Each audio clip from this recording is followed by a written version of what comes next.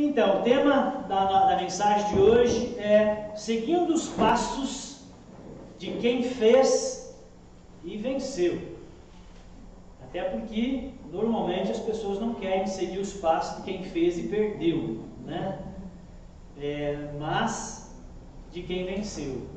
Nós vamos ter um exemplo aqui de alguém que estava em dificuldades e superou suas dificuldades. Vamos tentar aprender com isso, ok? Seguindo os passos de quem fez e venceu.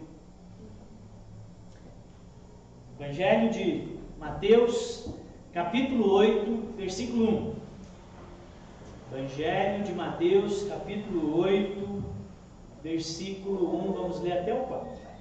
Ok? Presta atenção então na leitura. Quando Jesus desceu a encosta do monte, grandes multidões o seguiram. Um leproso aproximou-se de Jesus, ajoelhou-se diante dele e disse: Senhor, se quiser, pode me curar e me deixar limpo. Jesus estendeu a mão e tocou nele. Eu quero, respondeu. Seja curado e fique limpo. No mesmo instante, o homem foi curado de lepra. Então, Jesus disse ao homem: Não conte isso a ninguém. Vá e apresente-se ao sacerdote para que ele o examine. Leve a oferta que a lei de Moisés exige. Isso será como testemunho. Irmãos queridos, igreja querida, nenhuma novidade, a não ser para aqueles que têm uma visão tanto idealista demais e romântica demais da vida e do mundo. A vida fora do paraíso é padecer.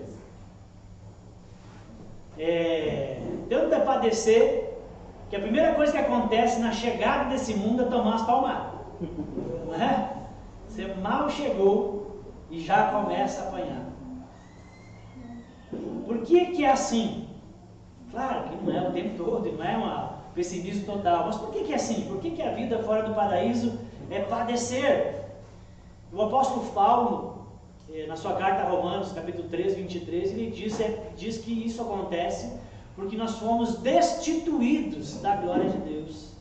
Nós somos uma raça que não foi feita para padecer, mas por causa dos pecados foi nos tirado algo que era essencial para a felicidade, para a vida plena, que é a glória de Deus. Então agora nós vivemos destituídos da glória de Deus. E padecer é um verbo que nós conjugamos todos os dias, de alguma forma, de algum grau, todos, menores ou maiores, de alguma maneira nós padecemos diariamente. Não era para ser assim, mas o fato é que é agora. O pecado tornou o mundo perfeito de Deus, num mundo desfigurado, num mundo um tanto caótico, cheio de rachaduras e feiuras.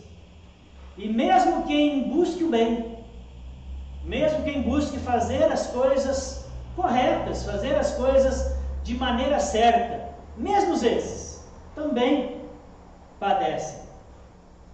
Quando nós não sofremos por causa das nossas burrices, estupidez, dos nossos pecados, nós acabamos sofrendo por causa das falhas de outros. O fato é que nós somos carentes, que nós somos cheios de necessidades. Quem não tem aqui necessidade alguma? Ou quem aqui não tem nenhum tipo de preocupação? Quem não está, nesse momento da sua vida, buscando alguma solução para algum problema, para alguma dificuldade? Como que vou comprar tal coisa se eu não tenho recurso? Né? Quem é que não está preocupado com uma enfermidade que está passando, ou com a Covid que está por aí, ou com alguém na família que está enfermo? Quem não está preocupado com o seu futuro, o futuro dos filhos? Quem não tem nenhum tipo de preocupação alguma? Dificilmente. Quem não tem nenhuma espécie de tribulação, quer seja física, quer seja emocional, carências, injustiças, ou quer seja espiritual, deserto, frieza, desencontros,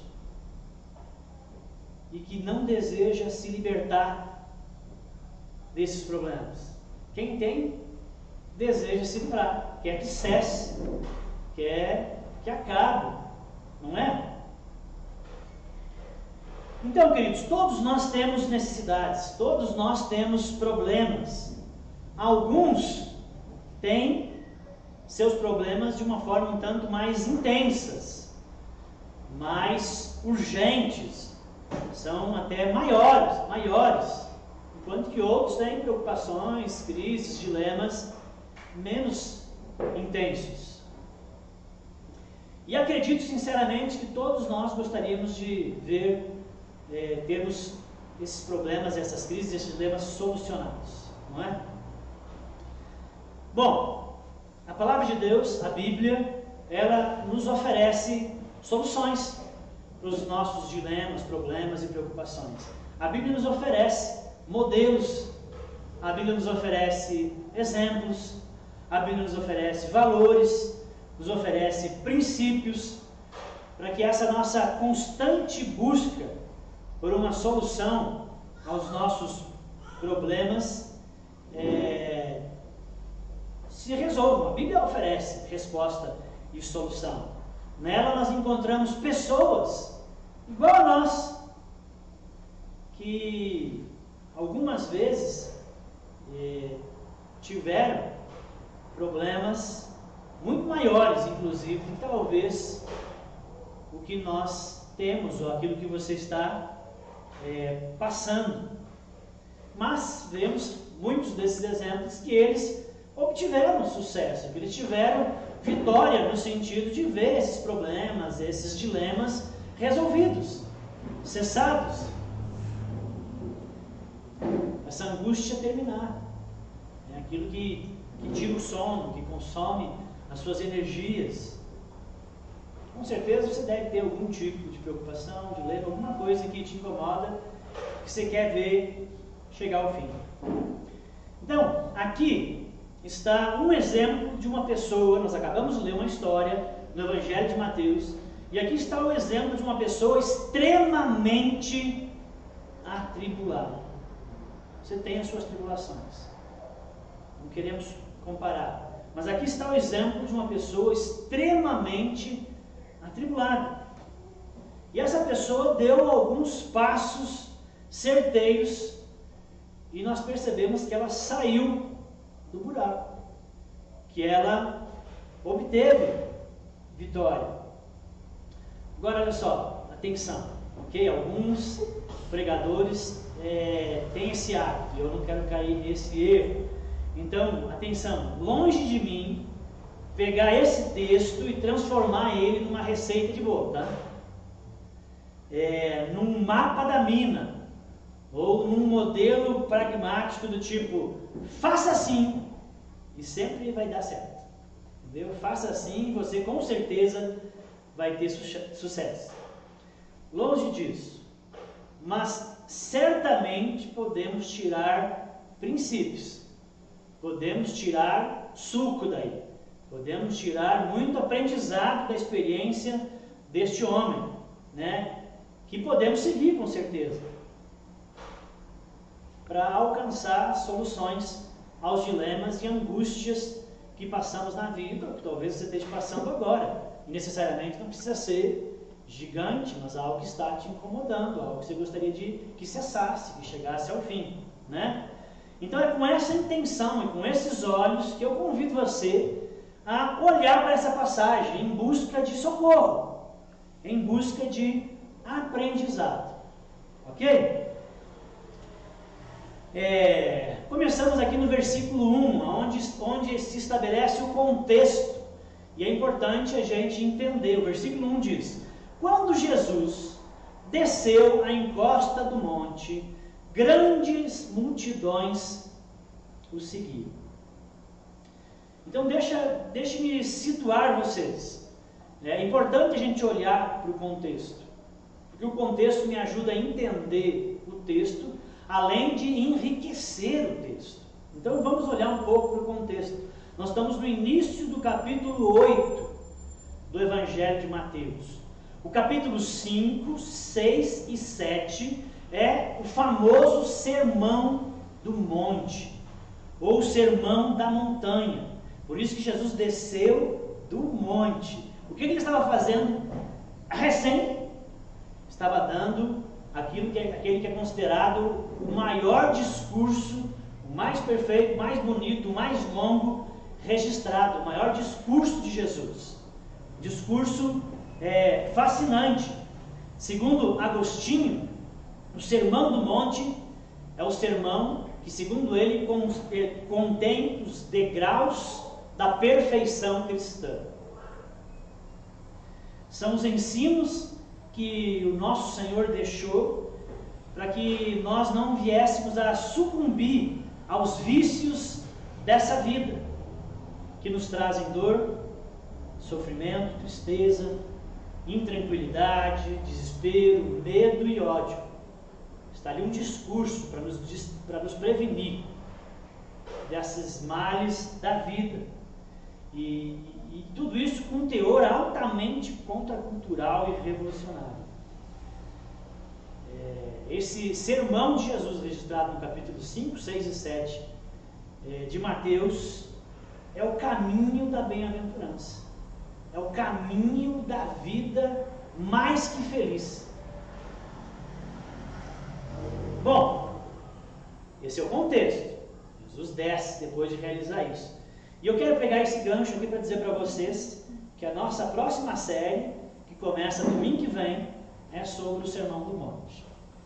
Vamos pregar aqui por alguns domingos, capítulos 5, 6 e 7 de Mateus, que é esse sermão que, segundo Agostinho, é os degraus da perfeição, da vida cristã perfeita, os caminhos da bem-aventurança. Ok? Muito bem. Então, terminado o sermão, Mateus, esse sermão está registrado no Evangelho de Mateus e no Evangelho de Lucas. No Evangelho de Mateus tem muito mais conteúdo, no de Lucas tem menos. Mas não está registrado quanto tempo? Eu acredito que foi bastante tempo. Eu não acredito que está tudo que Jesus falou está registrado. Acredito que não. O Espírito foi lembrando coisas aos evangelistas, mas não está. Acredito que foi um discurso bem longo. Agora, se você lê Mateus 5, 6, 7, você lê esses 3 capítulos em 20 minutos. Jesus não discursou por 20 minutos. Então, foi muito mais conteúdo, mais longo, talvez com as interações, etc. Mas quando Jesus terminou esse sermão, então ele desce do monte. E já existiu uma multidão ouvindo Jesus. E ele desce do monte em direção à cidade de Cafarnaum. E com certeza ela tinha outra multidão que não ficou ouvindo Jesus, mas que estava à procura de Jesus. Então teve um encontro de multidões. A multidão que ia atrás de Jesus, que já estava na cidade, a multidão que vinha com Jesus, descendo o monte. E aí nesse momento, em algum momento da descida do monte, do trajeto até a cidade, na entrada da cidade, não foi dentro da cidade, acho eu, mas a Bíblia não fala onde, em algum momento ali, um milagre acontece. Um milagre, e é importante destacar aqui, que isso aqui é o início do ministério de Jesus praticamente. Ele ainda não tinha realizado milagres. Ele já ensinava. As pessoas já estavam admiradas com o seu ensino. As pessoas conheciam milagres, mas os milagres eram escassos no Velho Testamento. Então surge um leproso diante de Jesus. E um milagre acontece. E esse milagre não foi realizado às ocultas, onde poucas pessoas viram. Esse milagre aconteceu diante de multidões, diante de muitas e muitas, dezenas e centenas de pessoas que presenciaram. Isso significa que se existiam multidões ao redor de Jesus chegar perto de Jesus nesse momento era uma coisa muito difícil. Imagina você, não, eu quero chegar até Jesus, mas tem multidões que estavam ali se espremendo para ver e para ouvir Jesus. Então chegar em Jesus não era uma coisa fácil. E então a crise se revela quando de repente um homem com lepra surge, né? E se ajoelha diante dele. A lepra, irmãos, é uma doença de pele. Hoje bem conhecida, bem estudada e hoje curável, com as sulfas e etc. Hoje você tem cura para a lepra. Mas nos tempos antigos e na época de Jesus, era uma doença mortal. Era uma doença incurável, altamente contagiosa. Agora, dava-se o nome de lepra a qualquer infecção de pele. Qualquer infecção que tinha na pele, em épocas antigas, chamava-se de lepra. Logo, nem tudo que as pessoas tinham era de fato hanseníase, como nós conhecemos hoje.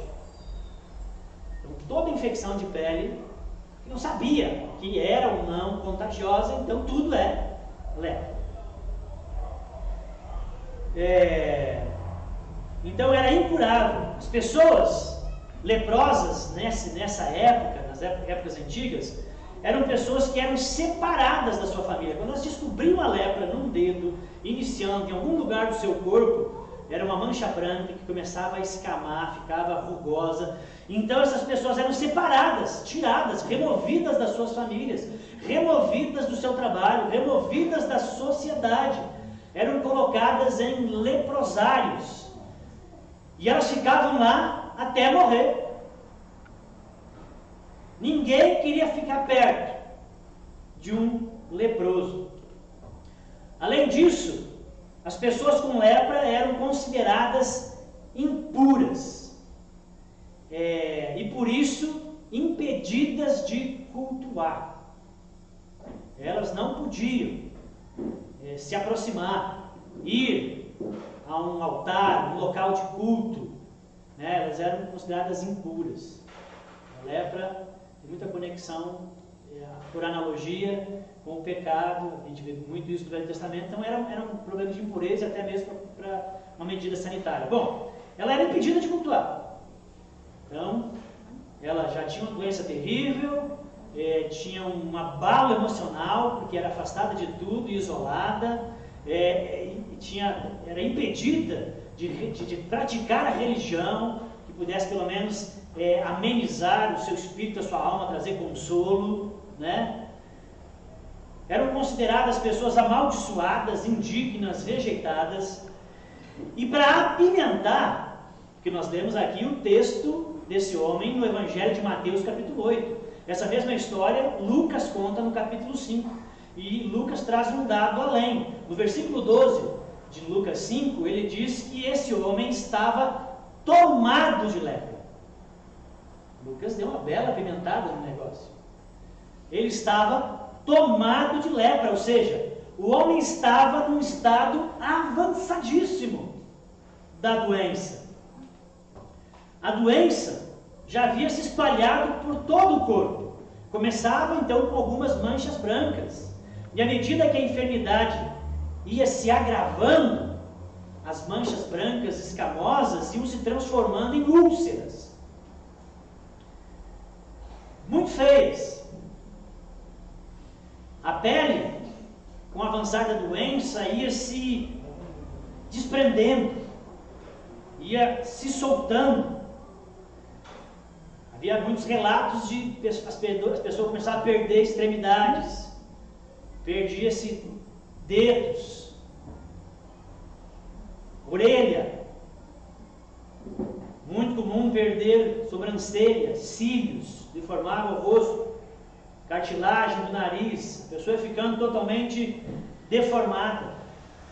Esse homem está nesse estado, esse homem está assim, porque Lucas diz que ele está no estado avançado. junto com essa decomposição física, começava a surgir um odor fétido devido às decomposições, que facilmente era percebido pelas pessoas que se aproximavam. Além disso, a lepra atacava ainda a laringe. Então fazia com que as pessoas que tinham lepra tivessem uma voz mais áspera, mais rouca.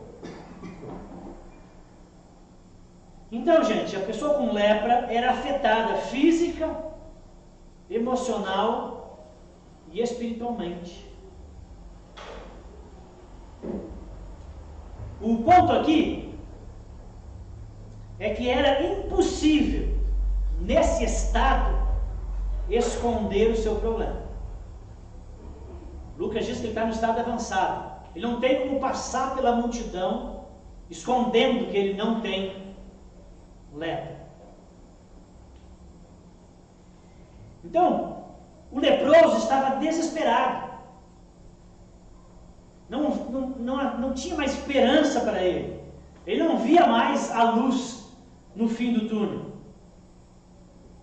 E de repente, como não sei, ele descobre sobre Jesus. E ele percebe que Jesus pode ser a solução. Só que Jesus está cercado pela multidão. Jesus está naquele momento inacessível.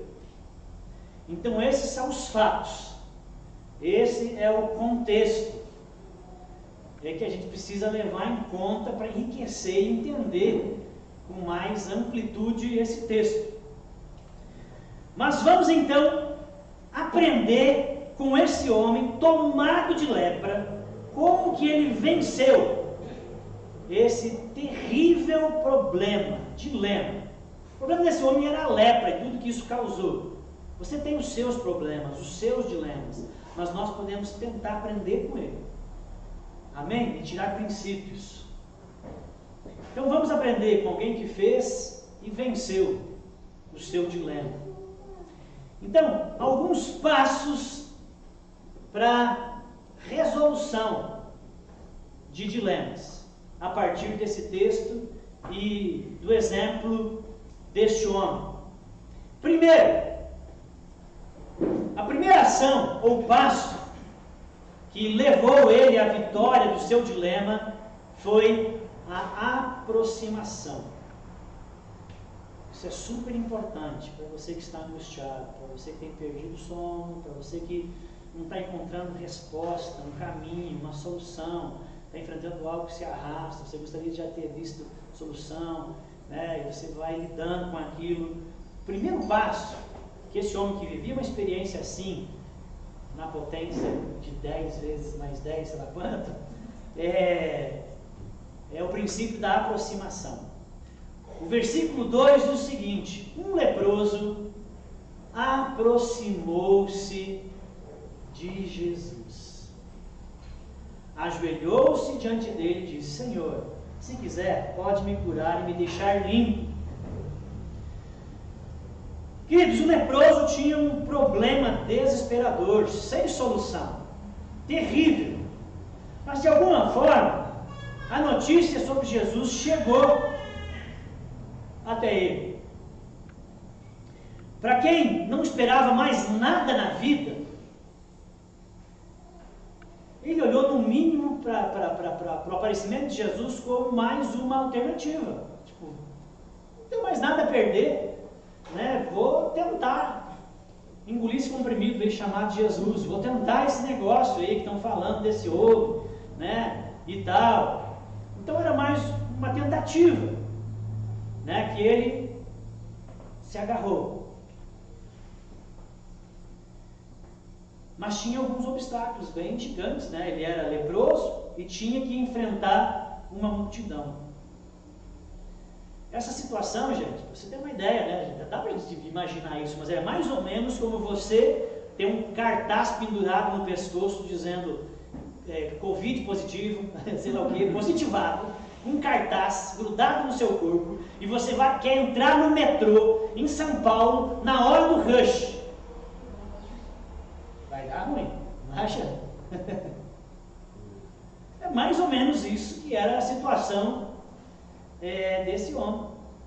Mas, a despeito de tudo, dos impossíveis, das dificuldades, dos problemas que ele tinha, né, das barreiras, a despeito de tudo, o texto diz que ele se aproximou de Jesus. Queridos, você que sofre, você que padece, você que está angustiado com alguma coisa, ir até Jesus é o melhor que você pode fazer. É o primeiro passo para a solução. Deveria ser a primeira coisa a ser feita. Mas quantas pessoas você não vê que primeiro procura o candomblé, procura o não sei o que, procura a opinião de fulano de tal, procura o especialista, procura de tudo que é coisa. E quando tudo está errado, nada dá certo, então eu vou atrás de Jesus. Devia ser a primeira coisa, porque é o primeiro passo para a solução dos dilemas humanos, para a vida fora do paraíso, a vida debaixo do jugo e do pecado. É nós nos aproximarmos de Jesus. Está em crise, com problemas sérios? Aproxime-se de Jesus. Busque Ele de todo o seu coração. Agarre-se a Ele, clame, ore, peça. Orar, e até Jesus está falando de orar, de você conversar, de você procurar Ele, né? Então orar é o começo de tudo. E sem dúvida, a oração é fundamental. Se você está em crise, com dilema, com problemas, você não vai só na sua força, né, se ver livre. Busque ao Senhor. Ore. Sem dúvida, a oração é importante. Mas olha só, pense bem. Imagina a situação. Não sei se já aconteceu com você. Mas se não aconteceu, imagina. Você vai ao mercado, Ricardo.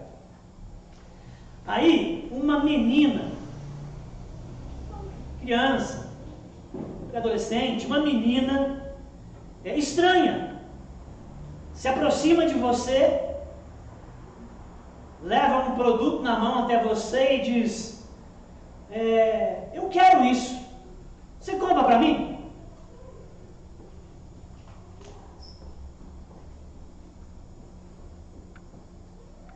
Ela muito provavelmente não vai receber o presente de você. Se for uma alma muito caridosa, generosa, compassiva, deu contexto, né, se tiver em condições, né, tal. Mas muito provavelmente um estranho te procura e diz: está vendo isso aqui? Eu quero, dá para mim. Muito provavelmente você não vai dar. Sabe por quê? Porque é um estranho. Porque não há conexão entre vocês.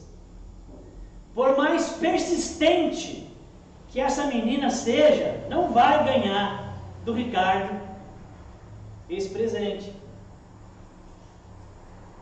Mas do contrário, se for seu filho, se for sua filha, com certeza seria bem diferente. Concorda comigo?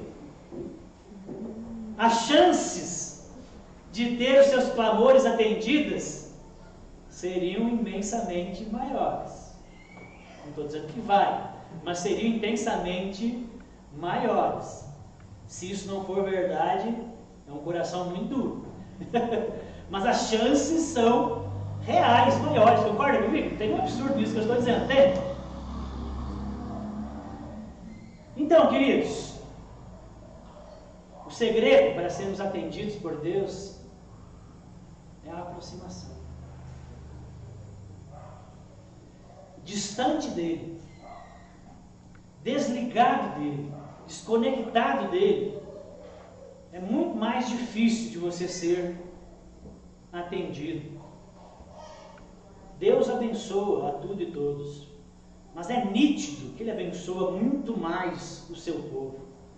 Os olhos de Deus estão sobre a terra, mas nitidamente os seus olhos estão muito mais sobre o povo da aliança.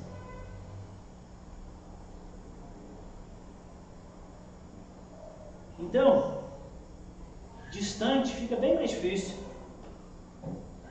Mas se por meio de Cristo nos aproximarmos de Deus com fé, aí é diferente. O trato de Deus com aqueles que estão em aliança com Ele é diferente, queridos. Amém?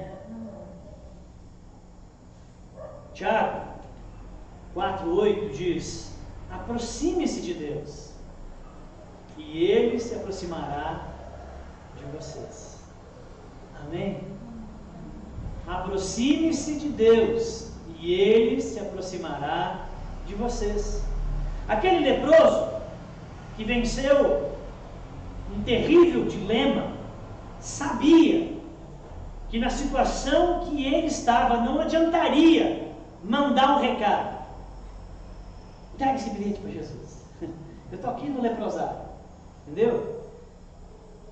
Não adiantaria ele mandar recado. Na situação que ele estava, não caberia gritar. Tinha uma multidão. Ele não conseguiria se aproximar. Não ia talvez adiantar um mediador. Ele precisava aproximar-se de Jesus. Ele precisava expor o seu dilema pessoalmente.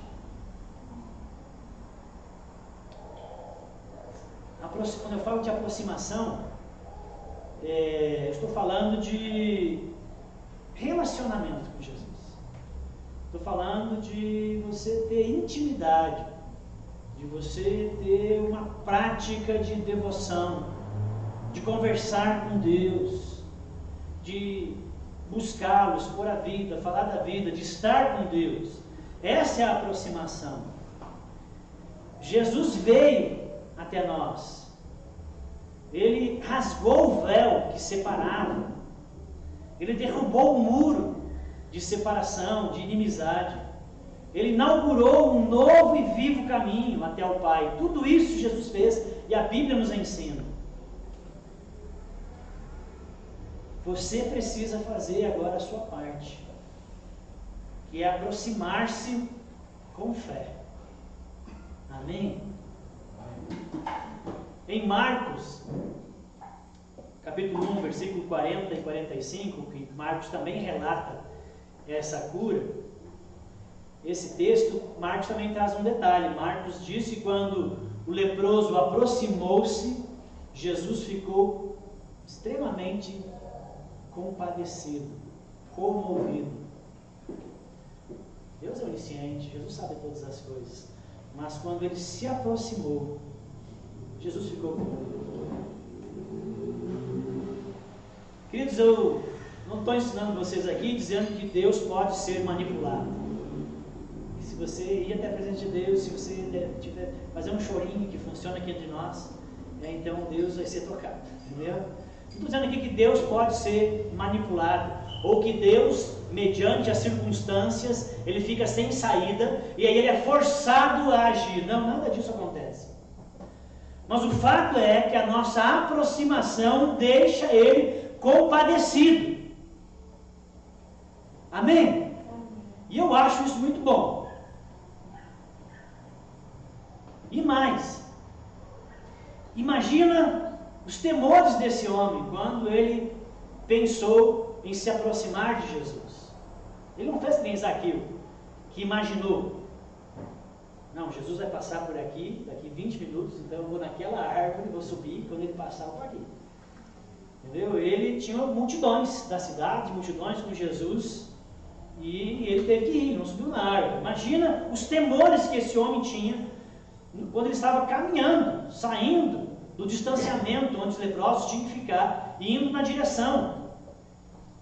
E se eu for silenciado, no sentido de impedido, se me machucarem, me calarem, me apedrejarem, ele podia ser inclusive morto, porque ele estava descumprindo leis. E se Jesus, e se tudo isso não acontecer e eu vencer isso e chegar lá, mas e se Jesus me rejeitar?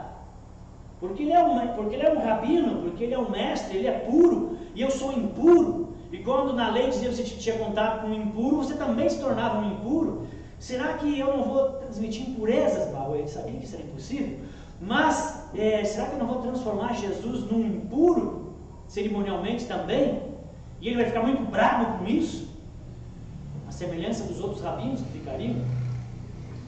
E então esse mestre vai me rejeitar? E se eu não for curado, vou enfrentar todos esses perigos, esses medos, esses dilemas, essa angústia, tomar umas bufetadas, pedrada e tudo mais, e nada mudar. E tudo continuar como está. Eu acredito que ele teve esses temores. Isso é só especulação, mas eu acredito. Porém, na prática, aconteceu totalmente o contrário daquilo que talvez ele temia. A aproximação, olha o poder de nós buscarmos Jesus, diante dos dilemas e dificuldades da vida, nós correr para Jesus, nós buscarmos Ele, nós clamar. Com a aproximação o levou a um maior conhecimento de quem Deus era. Ele tinha uma visão distante, ele estava como Jó, eu ouvi falar. E à medida que ele caminha, ele se aproxima, ele chega próximo, então ele teve um conhecimento maior do Deus encarnado. E percebe-se que na aproximação, a insegurança, os medos, e talvez até uma dose de incertezas e incredulidade sumiram. Porque ele foi até Jesus para fazer um pedido, não foi? Ele foi até lá para pedir uma cura. Ele não foi lá para ouvir Jesus de perto. Ele foi lá para fazer um pedido. Mas olha que incrível! À medida que ele foi se aproximando, quando chegou lá, ao invés de fazer um pedido, quanto mais ele se aproximava de Jesus, mais íntimo, mais próximo, ele foi ficando cada vez mais cheio de fé. E após aproximar-se, em vez de um pedido, ele fez uma afirmação. Ele foi para fazer um pedido, e na verdade fez uma confissão de fé.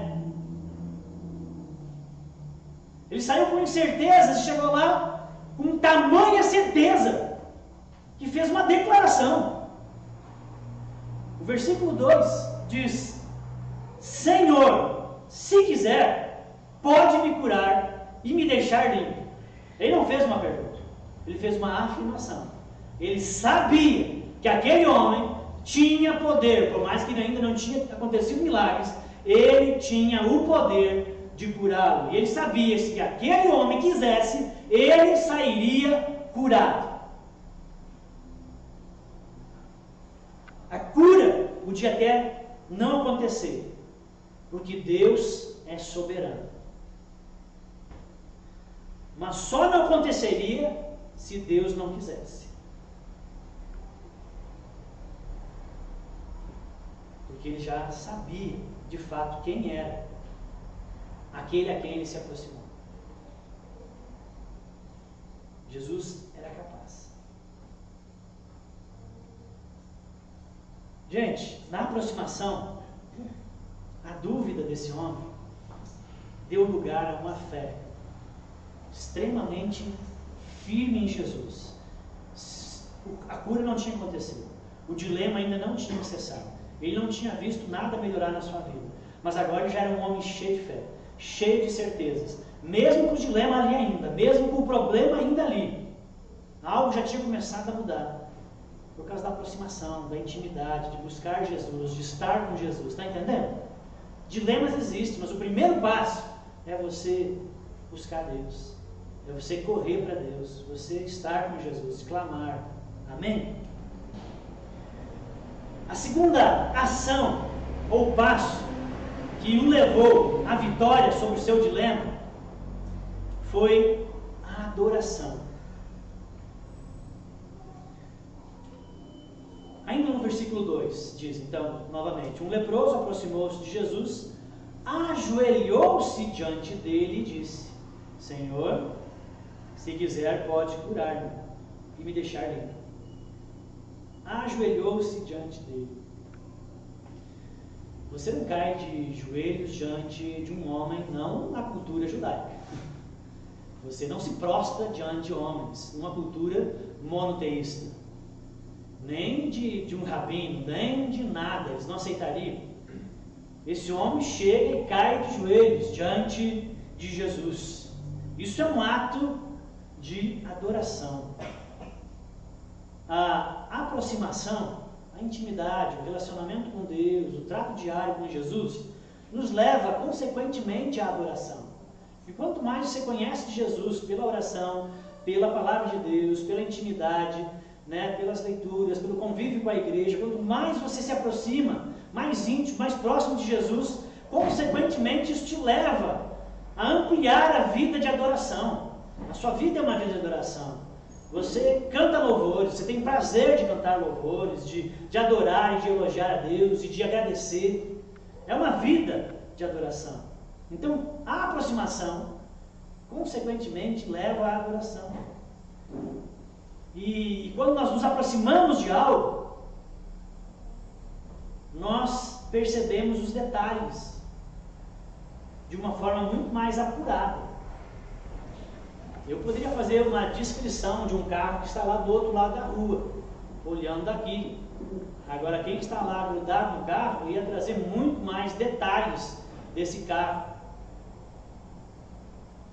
Então, quando nós aproximamos de Deus, as suas características, o seu caráter, a sua beleza são realçadas.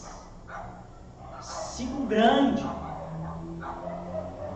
E com isso, a nossa fé, a nossa segurança nele é fortalecida. Cantares 5,16, numa alusão a Cristo, diz que ele, falando do noivo de Cantares, mas numa alusão a Cristo, diz que ele é totalmente desejável. Totalmente. Não tem nada em Jesus, em Deus, que não seja admirável, que não seja desejável, que não seja maravilhoso, que não seja magnífico.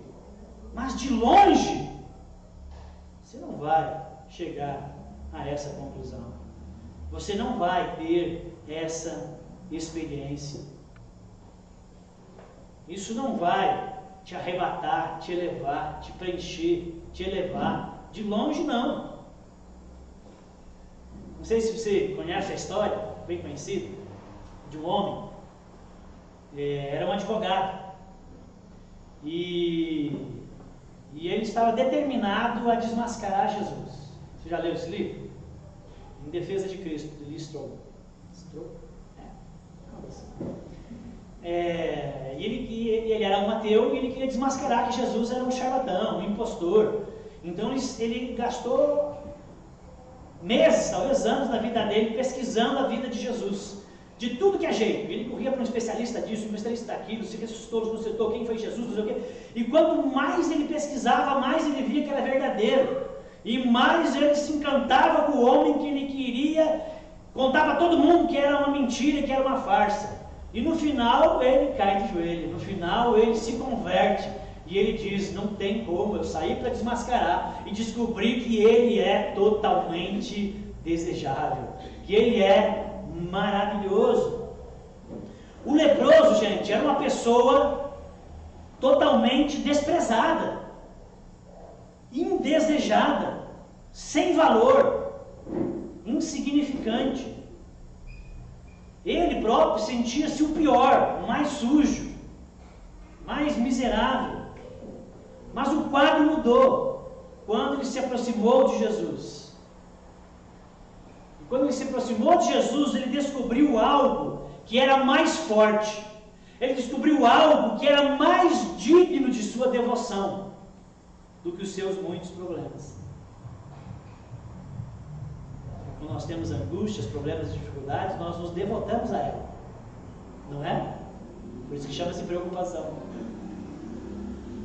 Agora ele descobriu algo que era muito mais elevado, algo realmente digno da devoção dele. Ele conheceu a Cristo. A aproximação o levou à adoração. E a adoração o libertou. Agora, o seu problema, o meu problema, o problema dele já não era mais o centro das atenções da vida dele. Ele descobriu aquele pelo qual vale a pena viver ou morrer. Ele foi em busca de uma cura, se encheu de fé, não fez um pedido, fez uma confissão de fé. Ou seja, eu sei que você pode curar, mas se eu não curar eu vou morrer, mas vou morrer nessa fé e nesse Deus que eu acabo de descobrir. Não tem problema. Ele descobriu aquele pelo qual vale a pena viver ou morrer. Ele se aproximou e viu face a face o Deus vivo encarnado. E ele foi tocado. Amém?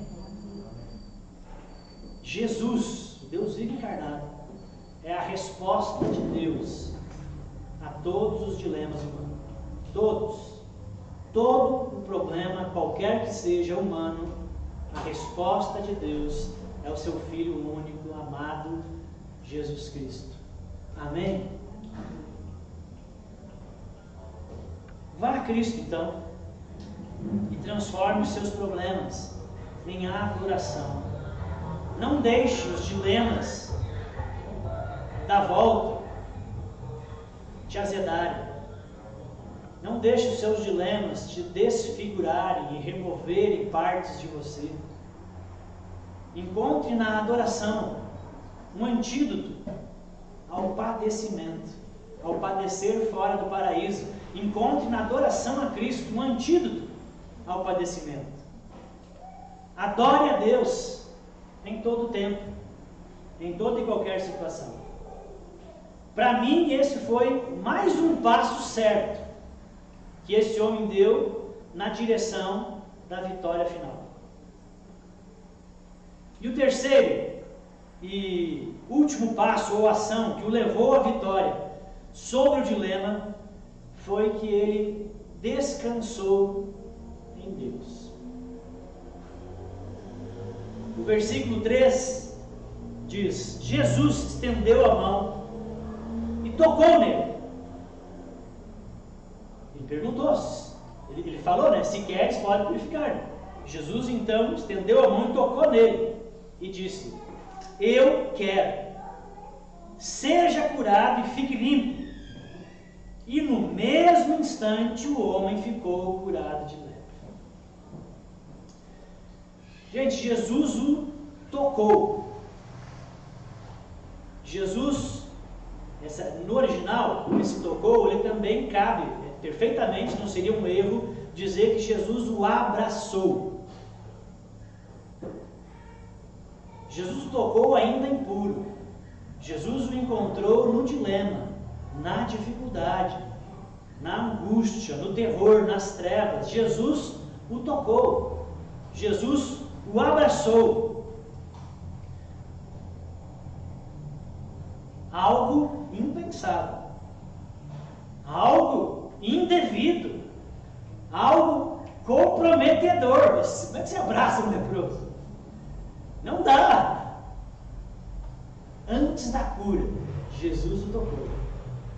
Jesus o abraçou. Já pensou? Eu não sei. Não sou estudioso de Hanseníase, nem fui atrás para também ter mais detalhes. Quanto tempo leva se não tivesse cura para matar? Se tem muitos tipos, se é rápido ou não? Já pensou há quanto tempo esse homem não recebia um gesto afetuoso? Um abraço? Alguém que parava, prestava atenção? Todo mundo corria dele, até os familiares, ninguém queria mais saber. Jesus não só curou o físico, mas também a alma, a estima do leproso. Com aquele abraço, com aquele toque, Jesus disse: eu me importo contigo. Você é digno. Você não é um caso perdido. Você não está sozinho. Esse não é o fim da sua história. Amém? Quem é, eu pergunto para você? Esse é aquele a quem esse homem encontrou. Agora, quem é aquele a quem você ora? Quem é? Aquele a quem você direciona as suas orações, suas preces. Quem é aquele a quem você busca a aproximação?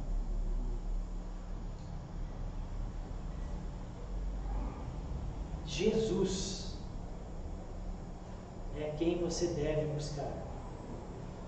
Jesus é a cura. Jesus é a solução de todos os nossos dilemas. Jesus é o princípio e o fim, diz a palavra de Deus. Ele é o Criador e sustentador do universo. Ele é capaz. Ele é bondoso, misericordioso, compassivo, cheio de amor. Salmo 103, 8, 11, 13 nos ensina muito um pouco a respeito do caráter do Deus a quem nós oramos, a quem nós nos aproximamos através de Cristo. Esse salmo nos diz: o Senhor é compassivo, Ele tem misericórdia, Ele se compadece dos nossos dilemas, das nossas dores, Ele sofre com a gente, Ele é compassivo, Ele é misericordioso, Ele é cheio de amor, pois o seu amor por aqueles que o temem é imenso como a distância entre o céu e a terra. Amém? Esse é o amor de Deus por você. O Senhor é como um pai para seus filhos, bondoso e compassivo para aqueles que o temem. Amém? Então não duvide. Aquele a quem você ora, aquele a quem você busca se aproximar, é um Deus bondoso e cheio de amor por você. Jesus disse ao leproso: eu quero. Amém? Eu quero. Você tem orado, pedido a Deus? Eu quero. Senhor, tu podes? Eu quero. Deus quer te abençoar. E Ele não só quer, Ele vai te abençoar. Amém? Tenha certeza. Ele vai te abençoar. Nem sempre do modo e no tempo que você quer. Mas Ele vai te abençoar. Ele sempre quer. Essa é a sua natureza. Ele é o abençoador. Toda boa dádiva e todo dom perfeito, Tiago 1,17, vem dele. Se você está buscando e pedindo a Deus uma boa dádiva e um dom perfeito, vai vir dele, Ele quer. Amém? O problema, então aprenda a descansar em Deus, nesse Deus que eu estou falando para você. O problema é que muitos vêm até Jesus com seus dilemas. Os crentes vêm, os meio crentes vêm, os não crentes que nessa hora, até ateu vem nessa hora. Então, muitos vêm a Deus com os seus dilemas. Deus abençoa. E muitos vão embora. Depois disso, depois de receber a bênção, de ter o fim da angústia, dá as costas a Deus e some. O ponto aqui, diante dos dilemas que nós temos e do Deus que diz eu quero, é que Deus quer te mostrar. Diante dos males da vida, Deus quer te mostrar que o abençoador é muito melhor do que a bênção. Amém? Então Ele vai te abençoar. E a maior bênção é você descobrir isso. Que o abençoador é melhor do que a bênção. Pode acreditar. Há algo muito melhor que o fim do dilema. Ah, não, você não está passando o que eu estou passando. Você não pode dizer isso. Você não sabe a angústia. Você não sabe os medos e temores. Mas há algo muito melhor do que o fim do dilema. Você acredita nisso? Amém? O autor da dádiva é o bem maior que nós precisamos. Se liga aí, para terminar, se liga aí nessa promessa. Romanos 8, 32. Romanos 8, 32. Você tem necessidades? Está passando por alguma crise ou dilema? Tem alguma coisa que você tem orado, buscado a Deus, está querendo ver acontecer, está pedindo a Deus luz, veio nesse culto querendo ter uma luz para alguma situação? Se liga nessa promessa. Romanos 8, 32. Aquele que não poupou o seu próprio filho, mas o entregou por todos nós, como não nos concederá juntamente com ele gratuitamente todas as demais coisas? Queridos, quando você se aproximar de Deus mediante Jesus Cristo, tenha fé e ousadia, não precisa ter medo não, amém? Se Deus já nos deu o bem maior, os bem menores Ele não vai nos negar, amém? Amém, queridos? As nossas necessidades Deus conhece. Os tempos e os prazos para as coisas acontecerem Deus conhece. Mas Ele quer que você entenda que Ele é o bem maior, amém? Mais do que a resolução do seu dilema, ao ponto de você no meio do furacão e do dilema poder dizer: Deus, ainda que não cesse, ainda que a figueira não floresça, nem a vide dê os seus frutos, eu me alegrarei, amém? Deus quer te levar a esse ponto, de entender que o abençoador é melhor do que a bênção, amém? Vamos orar? O leproso, queridos, venceu o seu dilema por meio da aproximação, por meio da adoração e por meio do aprendizado de descansar em Deus, sabendo quem Deus de fato é. E isso vale para você e vale para mim, esses princípios. Então aprendamos com quem fez e venceu. Amém? Vamos orar?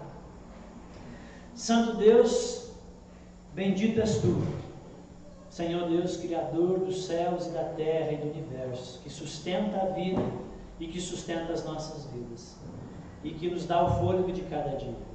Nada passa desapercebido, tudo o Senhor sabe, e nada foge do seu controle.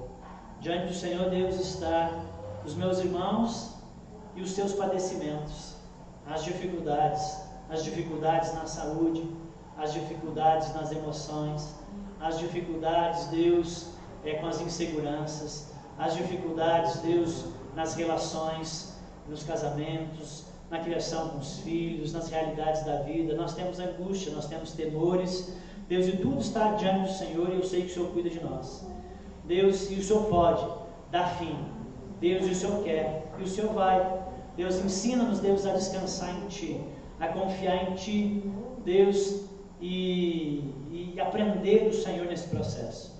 Ajuda-nos em tudo, nos aproximarmos mais de Ti, e que a nossa vida, em todo tempo e a todo momento, reflita a glória do Senhor e consigamos viver de uma maneira que adore a Ti. Dá-nos graça, Santo Espírito, para vivermos e praticarmos esses princípios que aprendemos na Palavra de Deus, que foi praticado por esse irmão nosso que um dia vamos conhecer lá no céu. Em nome de Jesus. Amém.